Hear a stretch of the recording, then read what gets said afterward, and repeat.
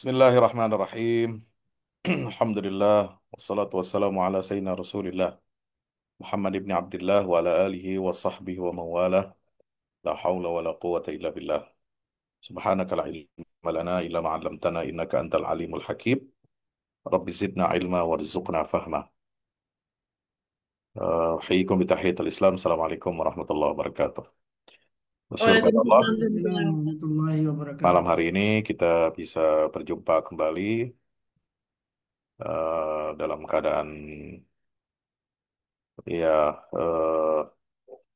minggu-minggu ini memang kita dapat mengikuti ya berita-berita, mengikuti perkembangan Timur Tengah. Alhamdulillah beberapa hari ini memang perkembangan ya luar biasa. Pekan lalu sebenarnya saya udah sampaikan tapi dalam kajian subuh ya Sabtu pagi waktu itu menggantikan Sabtu malam itu karena sudah paginya sudah ngisi jadi saya absen tidak izin tidak ngisi malam Ahad kemarin. Ya, jadi gelombang ini luar biasa ya, di luar prediksi eh, dan tidak pernah ada dalam sejarah konflik Arab-Israel. Kalau kita bicara Arab ya, kan Arab inilah yang langsung ya berdekatan secara geografis, berdekatan secara etnis, ya kan?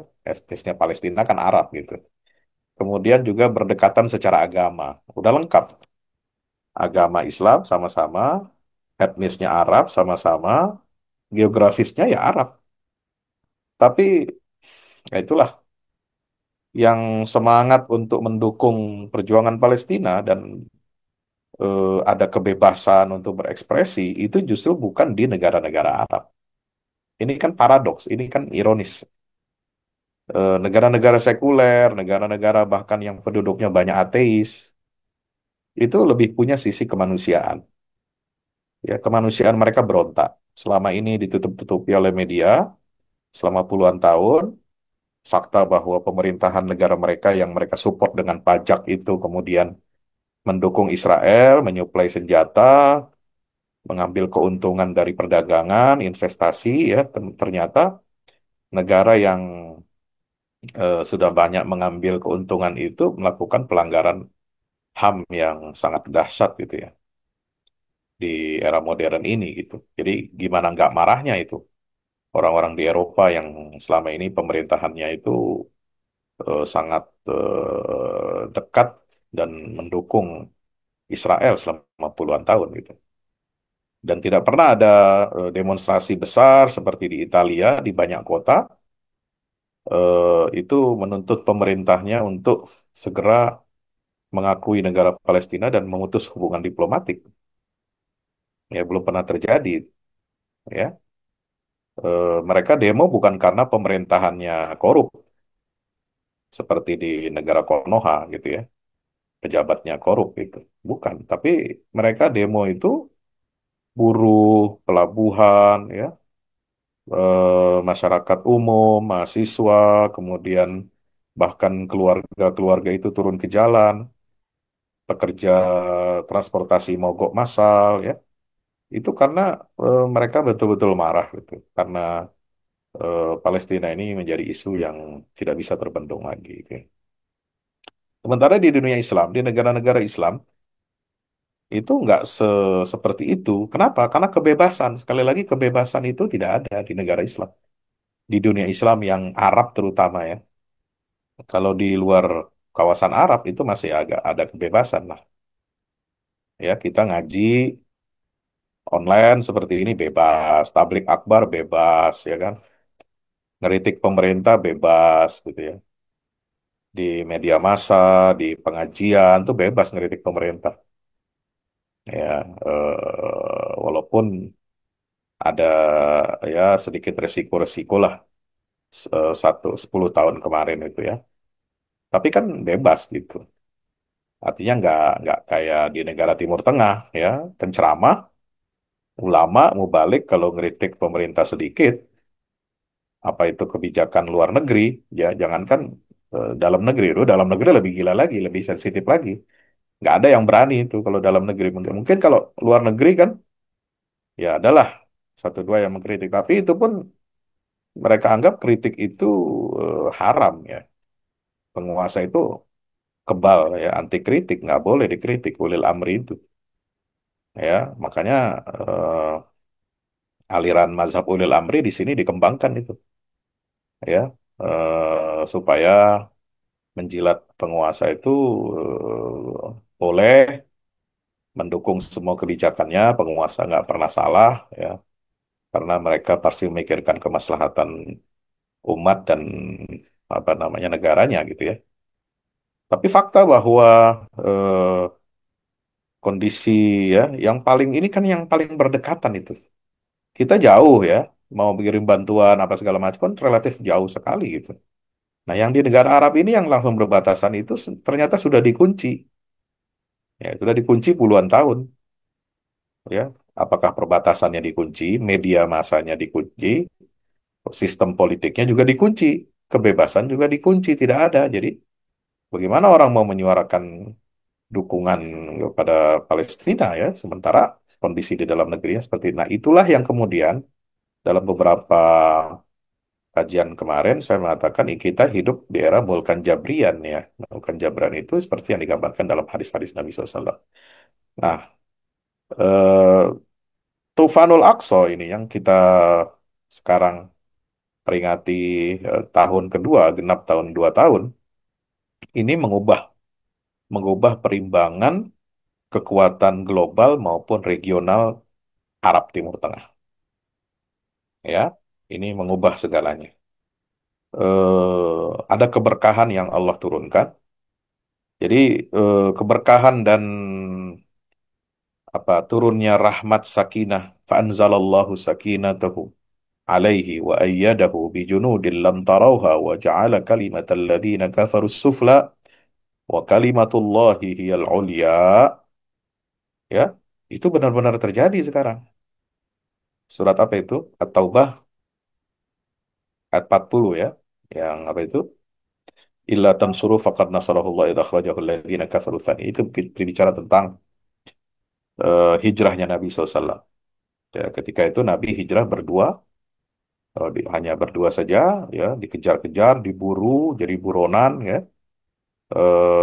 masuk ke gua sempit, hanya cukup untuk 2 orang, gitu kan. Kemudian Abu Bakar gemeter, gemeternya kenapa? Takut Nabi itu tertangkap, gitu ya. Ya, takut Islam ini habis, ya, sebelayu sebelum berkembang kan begitu.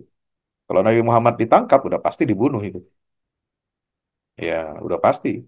Nah, karena pemuka Quraisy itu sudah kehilang, sudah tidak punya kartu lain untuk mencegah Islam ini berkembang kecuali satu kartu yang ya harus membunuh Nabi Muhammad waktu itu. Ya, itu ya kekhawatiran Abu Bakar sehingga dia gemeteran. Maka Rasulullah mengatakan, La tahzan innallaha ma'ana. Jangan kamu bersedih, wahai Abu Bakar, karena Allah itu pasti bersama kita. Sama ketika ucapan Nabi Musa alaihissalam ketika membawa kaumnya keluar dari Mesir, ya, di belakang mereka ada pasukan Fir'aun, bala tentaranya yang kuat, yang senjata lengkap gitu ya, amunisi lengkap gitu. Dan di hadapan mereka ini ada terbentang lautan lepas. Gimana mau menyeberang? Jangankan mikir bawa kapal, ya, bikin kapal gitu ya. Oh, mereka juga bisa lari keluar aja itu udah sudah hebat gitu ya, udah bersyukur ya. Bawa bawa badan aja, ya, bawa badan, nggak bawa persiapan apa-apa gitu kan. Maka di dalam Al-Quran disebutkan, eh, falamma tara al-jam'an qala ashabu Musa inna lamudrakun. Ketika dua kelompok mereka dapat saling melihat satu dengan yang lain dari kejauhan, falamma tara al-jam'an qala, berkatalah ashabu Musa, pengikut-pengikut Nabi Musa, Inna lamudrakun. Ya, mati kita. Kita bakal dikejar, kita akan dihancurkan, kita akan dilindas, kita akan dibantai di sini. Ya, di depan kita lautan, kita nggak bawa senjata, kita nggak punya apa-apa. Gimana mau nyebrang juga, mau nyebrang ya pasti tenggelam mati, ya kan? Mau mati di tangan musuh atau mati tenggelam, itu dua pilihannya. Maka dengan keyakinan Nabi Musa alaihissalam menjawab ketika pengikutnya berkata demikian, qala kalla inna ma'iya rabbi sayahdin. Ya, Nabi Musa berkata, kalla, sekali-kali tidak. Sungguh, tidak akan mereka bisa mengejar dan membunuh kita. Coba bayangkan. Inna ma'iya rabbi sayahdin. Karena bersamaku ini ada Tuhan yang akan memberikan petunjuk jalan keluar.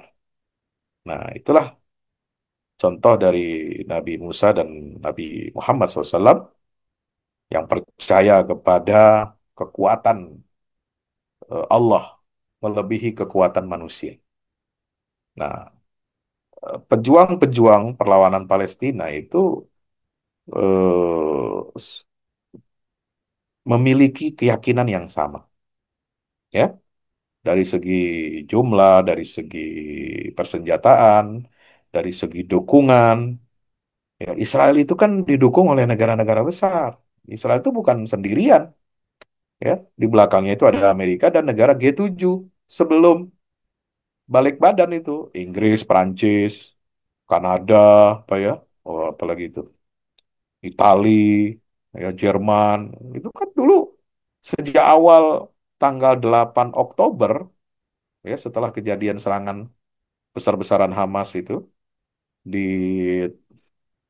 daerah Ghilaf Gaza, ya tepian Gaza itu merangsek mereka berapa kilometer, kemudian banyak membunuh tentara IDF dan menahan ratusan orang sipil dan militer, ya Gaza, lalu mereka dimasukkan ke bawah terowongan di bawah tanah. Itu tanggal 8-nya kan langsung datang itu petinggi-petinggi itu. Ya, petinggi-petinggi negara-negara G7 itu semua datang menyampaikan bela sungkawa, takziah ya kepada Netanyahu. Anda tidak sendiri, kami akan berada di sisi Anda, kami akan mendukung. Jadi apa Israel melancarkan serangan balasan, ya awal dari genosida itu adalah ya, karena mendapatkan perlindungan dan pemberkatan dari negara-negara besar anggota G7, ya. Jadi senjatanya termasuk senjata dari Spanyol, senjata dari Itali, senjata dari Prancis, Inggris, Jerman itu semua dipakai. Bahkan sebagian tentaranya juga ikut, ya. Apakah dibantu secara intelijen, bantuan tentara, bantuan senjata masuk semua itu, ya. Tapi setelah 1 tahun, ya, Tufanul Aqsa itu berlalu, Israel tidak berhasil mewujudkan apa satu pun target tujuan dia melancarkan serangan itu, ya, menghancurkan infrastruktur Hamas nggak bisa, membunuh pemimpin-pemimpinnya nggak bisa, ya, terutama pemimpin lapangan Yahya Sinwar dan Muhammad Daif. Kemudian dia punya target untuk mengembalikan tawanan semua dalam keadaan hidup atau mati, nggak bisa juga. Semua yang keluar itu yang sudah keluar itu kan karena negosiasi, karena ada mediasi Qatar, Mesir, ya. Ada perjanjian, ada gencatan senjata, walaupun selalu dilanggar dan ya jeda sebentar, tarik napas, terus perang lagi kan begitu. Nah, itu nggak per, jadi negara pendukungnya Israel saja itu stres ya. Ini kita udah keluar banyak, ditekan pula dari dalam negeri, nggak berhasil pula ini negara apa negara yang kita dukung ini untuk menghancurkan kekuatan teroris, katanya kan begitu. Akhirnya ya mereka menarik diri. karena tidak bisa mempertanggungjawabkan untuk apa mereka berikan bantuan militer itu untuk mendukung Israel. Sementara yang terjadi adalah kehancuran demi kehancuran, rakyat sipil yang jadi korban, genosida terbukti, keluar keputusan ICC atau ICC saya lupa itu bahwa apa Netanyahu apa harus bertanggung ya harus diadili di Mahkamah Internasional gitu kan karena kejahatan perangnya. Nah, jadi kondisi itu Hamas ini berjuang sendirian ya di tengah gempuran kekuatan-kekuatan besar dunia yang membackup Israel itu. Sementara bantuan yang diharapkan, dukungan yang diharapkan dari saudara-saudara mereka, tetangga-tetangga mereka, tidak kunjung datang. Ya, bantuan cuma apa? Bantuan kemanusiaan, obat, ya, Indomie, minyak goreng, ya, rakyat, ya mungkin itu berguna untuk mereka. Tapi untuk perjuangan melawan apa kezaliman itu nggak cukup. Nggak bisa melawan Israel pakai tepung. Ya, apa yang mau ditembakin ke Israel pakai tepung, ya kan? Nggak bisa kita semprot Israel tuh pakai minyak sawit mau dikirim ribuan ton dari Indonesia. Kita kan banyak sawitnya ya. Mau dikirim, mau ditembakin ke mereka apa yang bisa jadi gitu kan? Nggak bisa. Ya. Negara-negara Arab juga seperti itu kondisinya. Nah inilah kondisi yang eh, seperti yang dinyatakan oleh Rasulullah SAW bahwa mereka yang berjuang di Baitul Maqdis ini mereka berjuang sendirian dan banyak yang di antara saudara-saudara mereka itu yang menyelisihi dan membiarkan, melakukan pembiaran, ya. Ya, itu yang disebut dalam ungkapan la yadurruhum man khalafahum au man khadalahum. Kondisi mereka dalam keterasingan, dikepung, tidak ada yang membantu, bahkan dibiarkan, ya, dianiaya oleh musuh, tidak dibantu. Itulah ya salah satu ciri daripada golongan At-Taifah Al-Mansurah, golongan yang ditolong oleh Allah Subhanahu wa taala. Dalam hadis la tazalu ta'ifatu min ummati 'alal haq zahirin ya li'aduwwihim qahirin la yadurruhum man khalafahum aw man khadalahum wala ma asabahum min la'wa hatta ya'tiyahum amrullah wa hum kadzalik qila ainahum ya Rasulullah hum fi baitil maqdis wa akna fi baitil maqdis. Itu hadisnya kan jelas. Semua petunjuk hadis itu baik tekstual maupun kontekstual ya sekarang mengarah ya satu-satunya yang cocok dengan teks dan konteks hadis itu ya hanya mereka inilah yang ada di garis depan perjuangan Baitul Maqdis kan begitu. Nah, jadi apa yang selama ini berlaku ya dan dialami oleh mereka itu terbukti semua keterangan-keterangan dari hadis Nabi SAW. Bahkan ada hadis yang dulu sering saya sampaikan juga di kajian itu. Nabi SAW menyampaikan duka cita dan memandang ada dalam tentu ini nubuat ya yang terjadi mungkin bisa terjadi ribuan tahun setelah beliau wafat. Tapi Nabi memandang ke arah tanah kosong. Beliau menyebut inilah medan ribat. Ribat terbaik itu adalah di Asqalan. Nanti di sana akan ada di antara umatku yang syahid lebih dari 50.000 orang. Nah, itu semua terbukti sekarang. Luar biasa. Nah, jadi banyak sekali nubuat dalam Al-Quran dan Sunnah Nabi SAW yang menggambarkan situasi hari ini dan terjadi di depan mata kita. Ya, jadi peristiwa Tufanul Aqsa 2 tahun ini harus menjadi peringatan buat kita, pengingat buat kita, tadzkirah buat kita semuanya untuk memilih di sisi mana ya kita ini harus berada di sisi sejarah yang benar. Ya, kalau istilahnya Pak Prabowo itu memilih sisi the side, the right side, ya, bukan sisi kanan, tapi sisi yang benar, the right side, in right history, right, apa namanya, eh sisi adilan, ya, kita harus berdiri di situ, ya, karena ini adalah perjuangan yang kemudian membangkitkan nurani umat manusia seluruh dunia, ya, seperti saya katakan tadi, ya. Nah, inilah berkahnya itu di situ. Fa'anzalallahu sakinatahu alaihi. Ketika Nabi Muhammad SAW dalam kondisi yang hampir di apa ditangkap, ya, dan hampir dibunuh, Allah turunkan sakinah, ketentraman atas beliau. Wa ayyadahu bijunud. Allah kuatkan, Allah berikan dukungan Nabi Muhammad itu dengan tentara-tentara lam tarauha, yang kalian tidak dapat melihatnya, ya. Junud lam tarauha.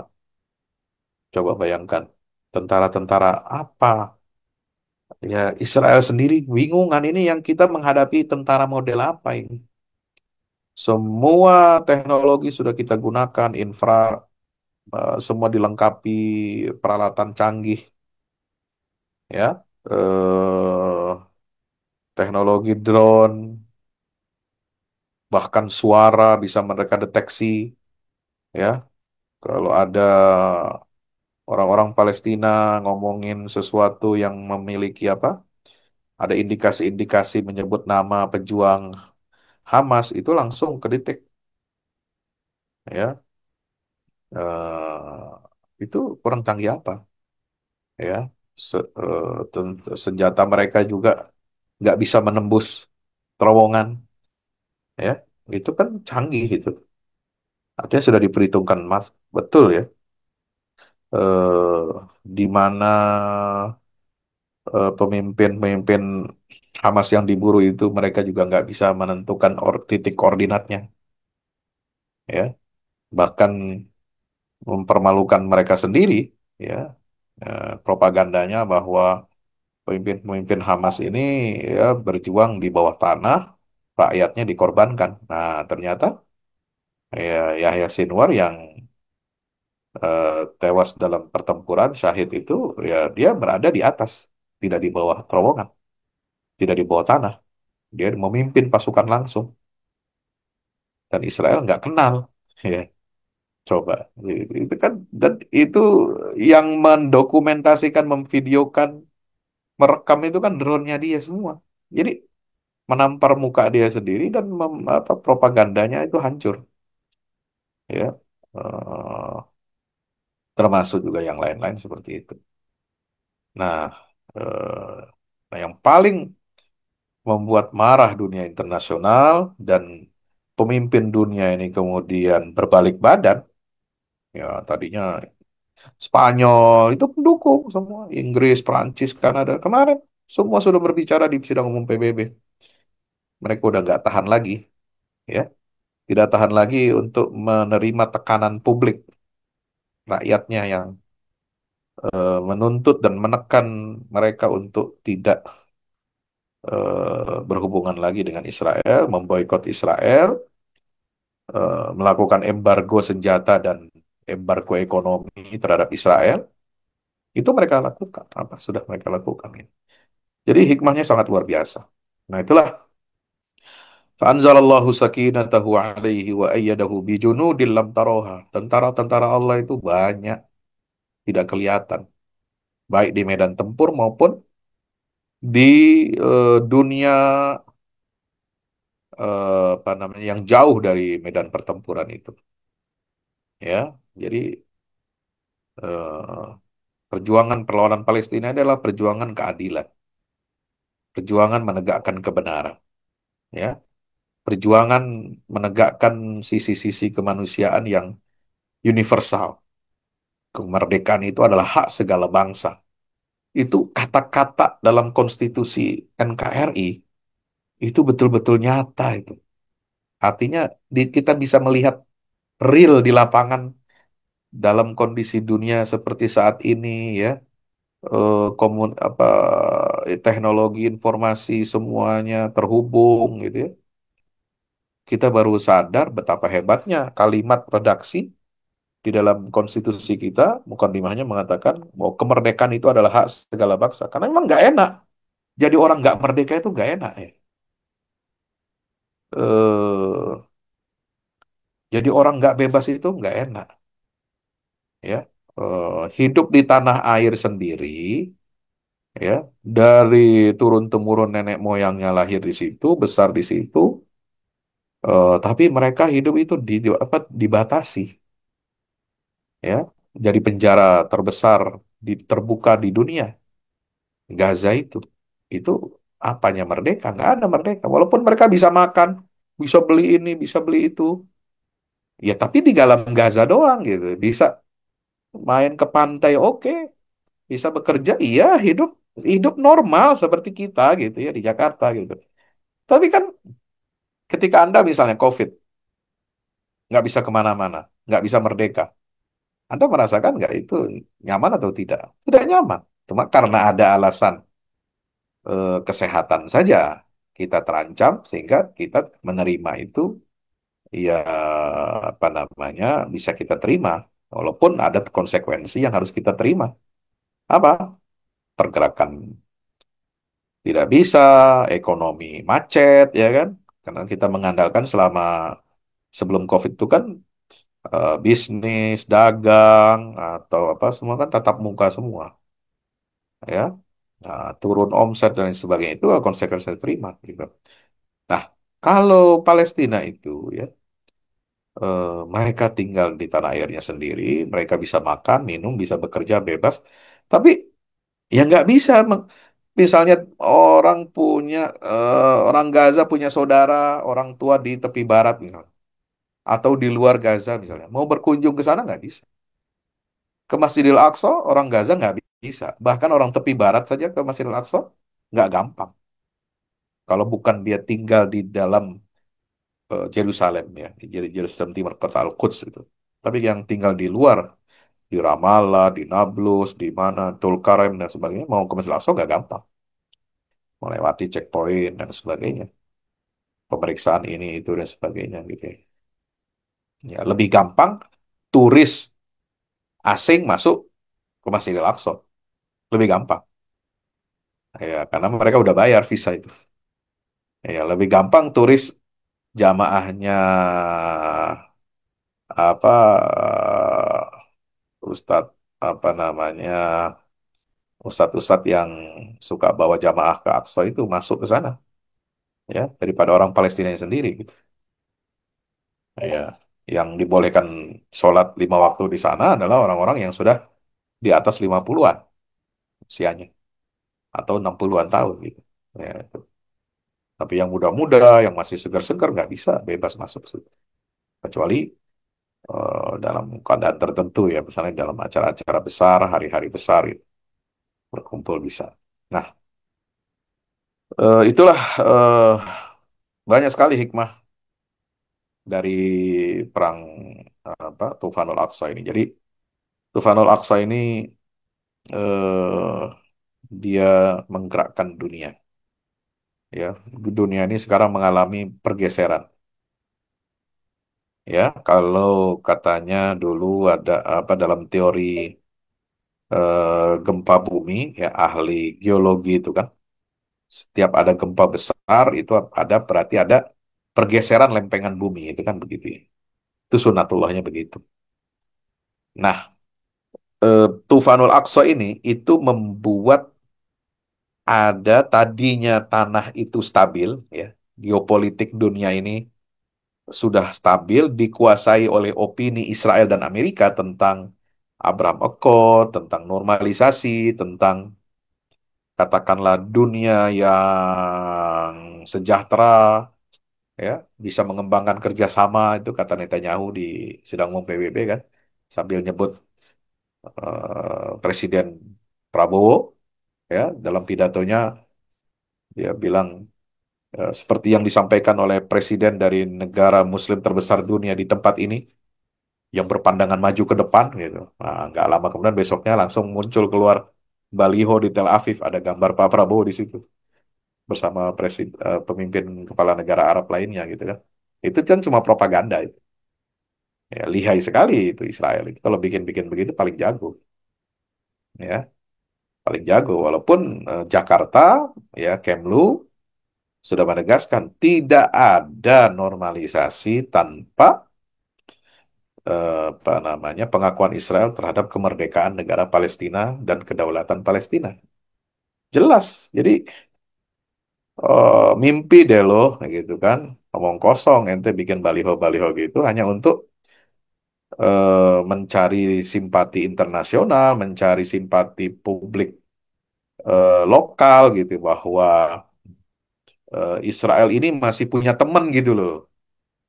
Walaupun dituduh melanggar hak asasi, walaupun dituduh sebagai penjahat perang, walaupun dituduh sebagai pelaku genosida, terisolasi di Majelis Umum PBB, coba bayangkan. Lagi pidato, ya, 77 negara memboikot, walkout, ya, tidak ikut hadir mendengarkan itu. Ya, apa yang disampaikan Netanyahu itu cuma mengulangi kebohongan-kebohongan, propaganda-propaganda dia selama ini yang membenarkan perang, ya, terhadap rakyat sipil tidak berdosa. Itu yang diulang-ulang. Narasinya terorisme, radikalisme, itu lagi yang diulang-ulang. Ya udah basi gitu. Masyarakat dunia nggak akan menerima itu. Ya. Ah, inilah yang kemudian mengubah ya tatanan kesadaran publik dunia itu. Ya. Yang tadinya mereka bisa tutup-tutupi, mereka bisa lobby, mereka bisa pengaruhi negara-negara di dunia untuk mengakui Israel, menjalin hubungan diplomatik dengan Israel, kerjasama ekonomi dengan Israel, teknologi dengan Israel, dibungkus dengan wajah manis, ya, wajah yang ramah, yang demokratis, yang maju, yang smart, people, pintar gitu ya. Teknologi mereka semua punya, bahkan kalau ya, nggak ada modalnya didanain juga sama mereka gitu kan. Pokoknya canggih lah gitu ya. Kalau mau berdamai dengan Israel itu. Nah, sampai si Netanyahu itu kemarin di apa konferensi pers bersama siapa Donald Trump ya di Gedung Putih ya. Anda kalau perhatikan itu, saya sampai ulangi itu 2 kali saya nonton. Itu kan kalau nggak salah konferensi persnya itu jam 3 pagi atau jam berapa. Saya baru nonton, ya kalau jam 3 pagi siapa pula yang mau nonton TV atau buka internet gitu ya. Nah, saya nonton agak siang itu. Sudah lewat 5 jam atau 7 jam itu. eh Ternyata dia mengutip apa? Sambil sambil nadanya melecehkan itu dengan enteng mengatakan kira-kira begini kalau bahasa Betawinya. Makanya lo Gaza ya jangan nantang-nantang Israel deh, jangan jangan apa namanya mengutuk Israel, menentang Israel gitu. Karena siapa yang menentang Israel dia pasti akan dikutuk sama Tuhan. Nah, kehancuran-kehancuran yang dialami oleh Gaza itulah adalah kutukan Tuhan karena menentang Israel. Ya, kalau yang mau bersahabat, mau berdamai dengan Israel pasti akan diberkati oleh Tuhan. Dia mengutip ayat Kitab Kejadian 12:3. Ya, saya bikin tulisannya itu. Kenapa? Ini penting ini saya angkat gitu kan. Sementara yang lain sibuk di media massa atau di media sosial gitu ya. Sibuk ngurusin masalah poin-poin 20 rencana Gaza lah, anu lah. Ya, saya bahas juga tapi saya perlu angkat ini ungkap ucapan si Netanyahu ini bahwa itulah ya ditampakkan oleh Allah ke dunia internasional bahkan bisa ditonton oleh masyarakat Muslim di seluruh dunia kalau dia mau nonton, mau pinter gitu ya. Kalau kagak ya susah. Nah, itu dibuka perselingkuhan antara Yahudi Zionis dengan Kristen Zionis tuh. Nah, selama ini kan kayaknya nggak nggak ada hubungan apa-apa itu antara Kristen dengan Yahudi. Ternyata dibuka ya. Si Netanyahu ini mengutip kitab Perjanjian Lama dan itu yang sering dikutip oleh orang-orang Protestan, terutama kaum evangelikal di Amerika, di seluruh dunia, termasuk di Indonesia. Aku memberkati orang-orang yang memberkatimu, wahai Abraham, dan aku akan mengutuk orang siapa saja yang menentangmu atau mengutuk kamu. Ya, itu dengan enteng dia mengatakan itu. Apa yang terjadi di Gaza ini adalah contoh kutukan Tuhan berlaku, gitu. Ya, jadi itulah perselingkuhan ideologi teologis antara Yahudi Zionis dengan Kristen Zionis ini ditampakkan. Ya, kalau bahasa Al-Qur'annya wasyahida syahidum min ahliha. Ya, itu yang punya skandal, dia sendiri yang bersaksi gitu ya. Ya, dia sendiri yang mengekspos menelanjangi dirinya gitu. Jadi Netanyahu kenapa dia ngomong seperti itu seolah-olah dia seperti pengkhotbah agama Kristen ya. Karena memang yang dihadapi di timur apa di mana? Di White House itu Gedung Putih ya, itu politisi-politisi yang pegang apa namanya apa, Kementerian Pertahanan, kemudian apa Dewan Keamanannya, Dewan Keamanan Nasional, National Security Council-nya Amerika gitu, Kongresnya, Senatnya, itu rata-rata kalau dia tidak keturunan Yahudi, dia adalah dari kelompok Kristen Evangelikal, ya, yang menjadi sayap kanan, apa ultra garis kanan, ya, pendukung Israel, ya, pembela Israel dan pemodal, ya. Mereka itu punya apa namanya alasan-alasan teologis untuk mendukung Israel. Nah, itu yang saya ulas dalam tulisan apa kok bisa ayat kitab suci digunakan ya untuk melegitimasi tindakan kejahatan atas kemanusiaan ya dengan mengatasnamakan ayat Tuhan kan begitu. Jadi ini semua terbuka semuanya. Jadi motif-motif teologis akidah yang selama ini mereka tutup-tutupi itu diomongin sendiri. Coba lihat di depan masyarakat internasional yang menonton dari seluruh dunia kan nggak kepikiran itu kita. Selama ini kan kita nyari celahnya di mana nih buktinya. Ya kalau dia sampaikan dalam khotbah-khotbah di gereja di sinagog kita bisa punya alasan. Nah itu kan dia ngomong kepada masyarakat pengikut jamaatnya dia kayak kita nih misalnya eh khutbah Jumat ya kan. Kita bawa ayat misalnya yang menyatakan bahwa nabi-nabi terdahulu itu melaknat Israel kan melaknat Bani Israel gitu ya. Ya kita bawakan ayat itu kan nggak masalah toh, ya. Atau ketika khotib menjelaskan khutbah Jumat bahas tentang tauhid lalu mengkritik Trinitas agama Kristen apapun alirannya gitu ya. Ya itu nggak masalah wong, di depan jamaat dia kok. Ya kecuali dia menjelek-jelekan di depan muka umum gitu ya. Ya, bukan dalam konteks perdebatan atau dialog antar agama misalnya. Tiba-tiba dia jelek-jelekin Tuhan, Yesus, apa segala macam itu. Nah, itu yang nggak boleh. Ya kan? Tapi kalau di depan zaman kita sendiri ya, itu hal yang wajar karena untuk menjelaskan posisi akidah tauhid itu seperti apa gitu ya.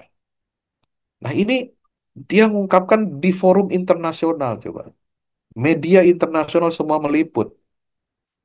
Ya, sangat ini apa vulgar sekali kelihatan gitu ya. Nah, inilah apa yang saya bilang itu junud lam taroha itu tentara-tentara yang nggak kelihatan tiba-tiba dia ngomong begitu ya tiba-tiba dia mengeluarkan kata-kata ya tidak mungkin dia sadar antara sadar nggak sadar dia kirain mungkin apa namanya dikira mungkin sedang bicara di depan apa namanya pendukungnya saja gitu padahal yang melihat itu kan dari semua elemen ya semua masyarakat internasional.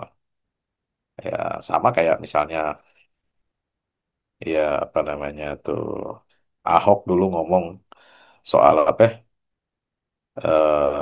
apa ayat kitab suci dibohongin, ya umat beragama dibohongin oleh ayat kitab suci gitu ya. Kitab suci, ya, konstitusi di atas kitab suci gitu kan.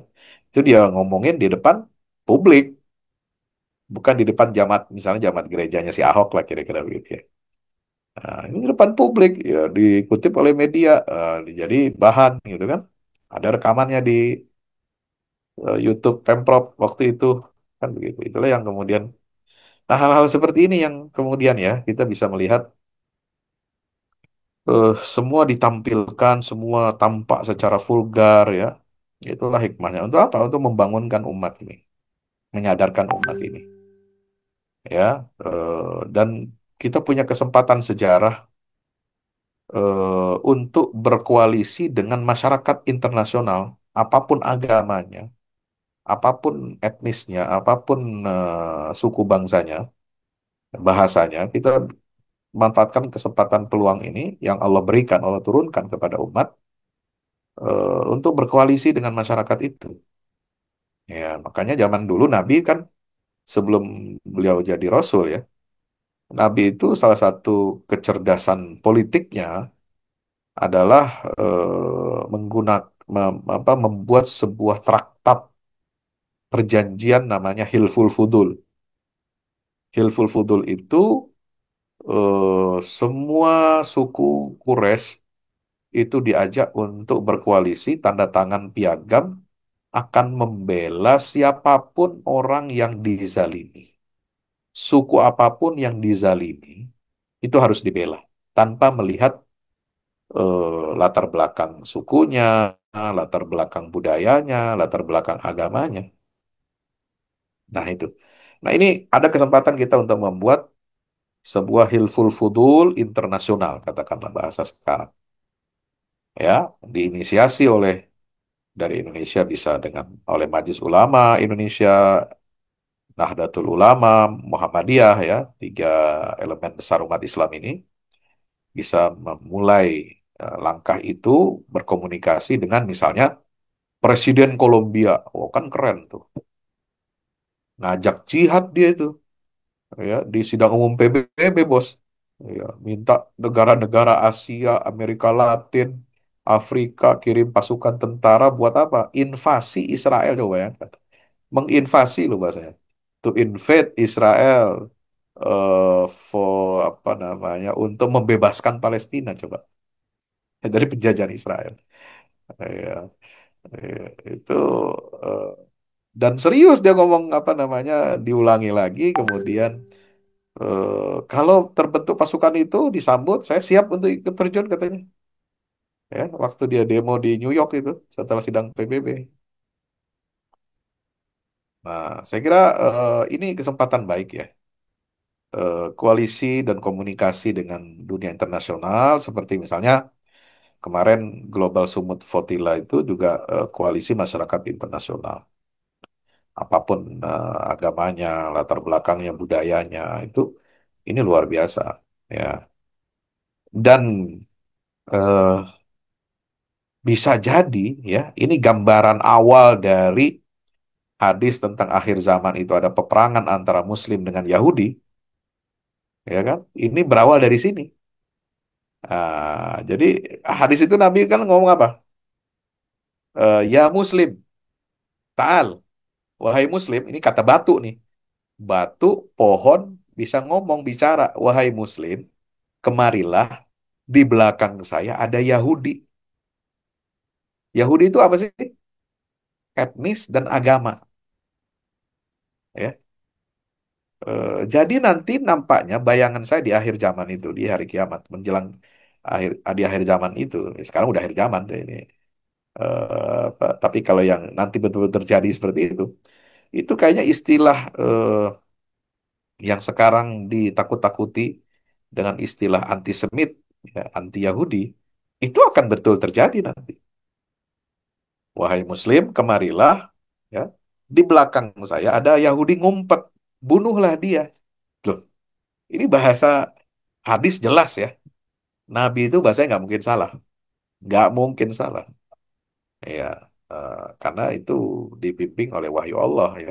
Selama riwayatnya benar, valid, sahih, kalau sudah valid hadisnya sahih, maka ucapan Nabi itu tidak mungkin salah, tidak mungkin berasal dari apa khayalan atau rekayasa beliau sendiri, tapi itu adalah wahyu dari Allah.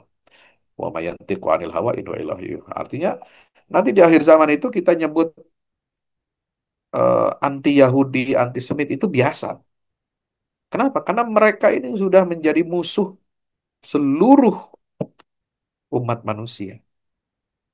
Nah, kalau saya memandangnya begitu. Membaca apa, hadis ini ke depan nanti jika terbukti ada pohon dan batu bisa bicara seperti itu.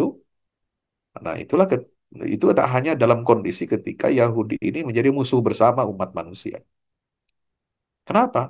Karena mereka punya keyakinan yang menurut saya sangat bermasalah dan sangat berbahaya.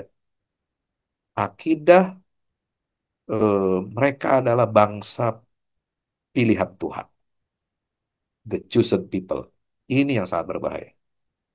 Jadi makanya dia akan berbenturan, akan apa berbenturan ya dengan seluruh etnis, seluruh suku bangsa selain mereka. Karena dia punya keyakinan itu, ya. Sombongnya itu dari situ gitu, ya. Eh, Mereka menganggap bangsa di luar Yahudi, kalau dalam bahasa Al-Qur'annya itu ada dua, ada salah satu tafsirnya itu mengatakan itu yang dimaksud dengan ummiyun. Wa minhum ummiyun la ya'lamun al-kitaba illa amaniya. Itu ummiyun itu menurut salah satu tafsir itu adalah anggapan Yahudi bahwa selain Yahudi itu ya najis, selain Yahudi itu disebut ummi, ya, tidak tidak berhak mendapatkan rahmat dari Tuhan gitu ya. Makanya mereka musuhi, mereka akan kuasai, mereka jadikan bangsa-bangsa itu seperti budak untuk memenuhi semua keinginan mereka, cita-cita mereka gitu. Ya, makanya negara-negara besar ditunggangi sama mereka. Masyarakat dunia yang selama ini apa pemerintahannya terkooptasi Zionis ditunggangi oleh mereka. Nah, tapi sekarang sekarang sudah sadar, sudah bangkit. Ya, kesadaran itu sudah dibuka sama Allah gitu ya. Sehingga ada satu saya barusan saya lihat di X ya, pandangan seorang profesor ilmu politik ya, Profesor Ma'mun Fandi. Itu dibilang apa? Gaza lam tuharrir Filastin ba'du min qabdatis Sahayinah. Gaza saat ini belum, bukan tidak ya, belum bisa membebaskan Palestina merdeka dari cengkraman Zionis. Lakinnaha harraratil alam min qabdatihim. Tapi Gaza saat ini sudah terbukti faktual berhasil membebaskan dunia dari cengkraman Zionis, dari hegemoni Zionis. Watilka hiyal bidayatus sahihah. Itu adalah awal mula yang benar. Jadi kita mesti bebasin dunia dulu nih dari cengkraman Zionis. Akal pikiran kita kan dijajah sama mereka. Kurikulum kita dijajah sama mereka. Uang kita juga dijajah sama mereka. Sistem ekonomi dijajah loh sama Zionis tuh. Yahudi jangan salah. Ya, semua fashion dijajah, makanan fast food semua mereka gitu kan. Makanya ada gerakan boykot, coba bayangin. Apa yang kita pakai, yang kita makan, kita minum, dia semua yang yang bikin itu sehingga memperkaya mereka gitu kan. Nah, eh, 2 tahun ini itu semua membalik ya kartu-kartu tembok-tembok yang dibangun oleh Zionis itu ya. Jadi Gaza ini berhasil menurut pandangan tokoh ini quote-nya sangat kuat ya menurut saya ya. Membebaskan dunia dari cengkraman hegemoni Zionis. Walaupun Palestina belum merdeka dan itu benar, itu yang benar itu begitu. Jadi Untuk Palestina bisa merdeka, ya, ini dunia ini harus dimerdekakan dulu dari hegemoni mereka ini, hegemoni Zionis. Nah, kalau dunia ini sudah merdeka dari hegemoni Zionis, dunia ini akan membantu perlawanan Palestina, membantu rakyat Palestina untuk merdeka dari cengkeraman Zionis. Itu saya kira terakhir penutup dari saya, mudah-mudahan bermanfaat. Aku qouli hadza astaghfirullah lakum. Assalamualaikum warahmatullahi wabarakatuh.